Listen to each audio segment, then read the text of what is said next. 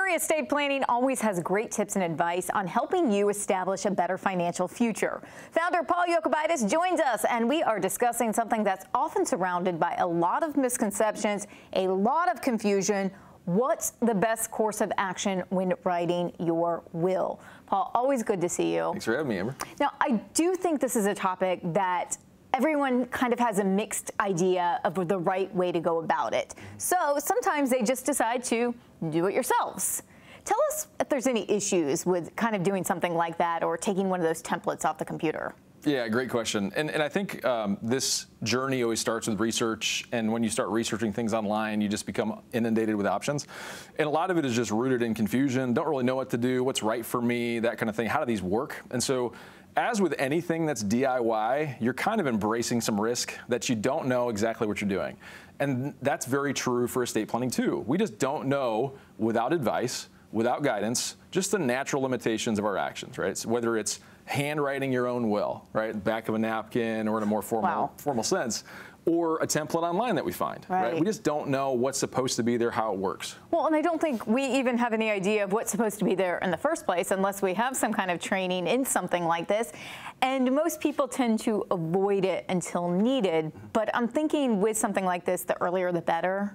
Of course, yeah, and that's the big thing is when you've got options, it's really hard to decide what is the best option. And so just like when you go on Amazon, you're going to be looking at reviews and what people have said about the different products and those sort of things, but you don't really know if they've been approved by like lawyers, specifically lawyers in your own state, like that have actually done things meaningfully. Which that's what really counts when it comes down to it.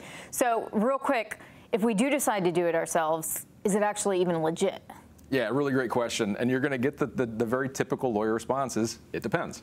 Now, handwritten wills are legal in North Carolina, and they're legal in most states. And actually, the shortest will ever made was handwritten. It said, all to wife. That's it, 3 words.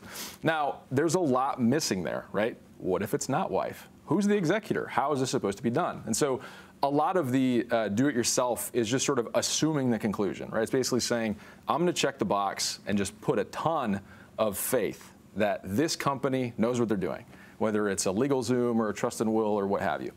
You don't know enough to know whether that's truth or not. And so we're kind of getting this rubber-stamped, genericized document that's not unique to you and hoping that we do it correctly. Yeah, that sounds really risky to me. That's right. And I wouldn't want to put my family in a situation like that. How can Cary Estate Planning make sure that we're going about it the right way? Yeah, with Cary Estate Planning, it's experience, right? We work with over 4,000 families to create and implement estate planning strategies.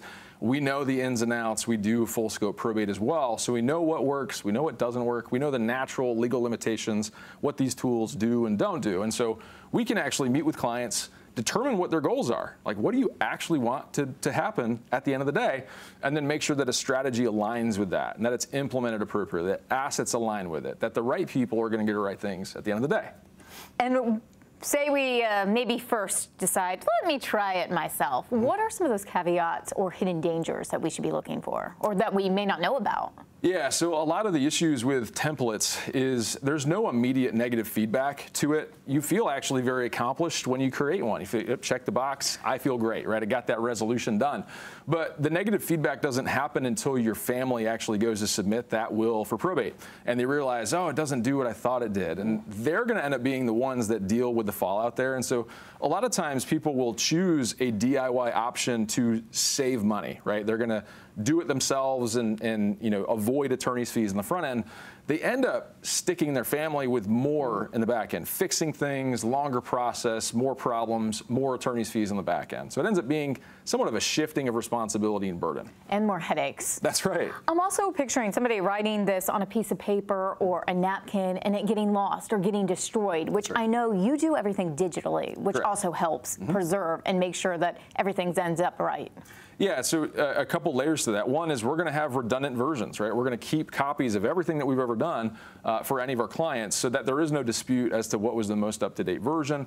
It's also going to be created by a party, our team, that doesn't have skin in the game. We don't have animus with your siblings, your kids, your spouse, and so we're an objective witness that it was an appropriate strategy implemented correctly, and we have the sound guidance, experience, professional know-how to make sure it's going to work right. and know that our family is going to be in a better situation, in a very awful situation to begin with. Less headaches, make sure everything's right. How do we get a hold of you and your team? Yeah, you're just going to start the process at CaryEstatePlanning.com.